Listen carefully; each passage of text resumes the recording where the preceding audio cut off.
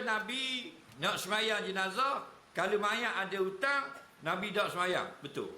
Hadis sahih. Memang betul. Hadis itu hadis sahih.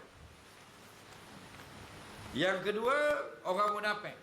Yang ketiga, yang berlaku, orang bunuh diri. Ini semua ada nas. Okey.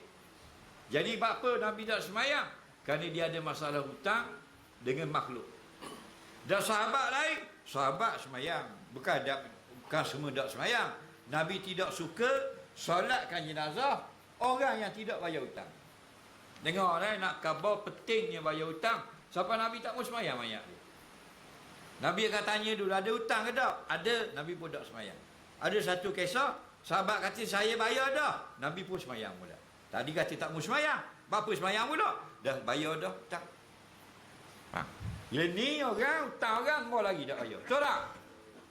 Waktu 10,000, waktu 30,000 di menaria saya cakap. Nah, ni biasa je. Kalau berang hutang orang haji 40,000 tak bayar. Orang haji tak bayar hutang orang katapai 60,000. Orang katapai tak bayar piti orang kalau berang 80,000. Biasa ke ni, betul tak? Semua tu makan haram mereka. Tak bayar hutang orang.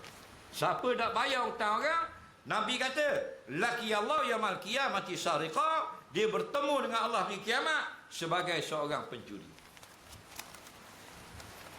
Nak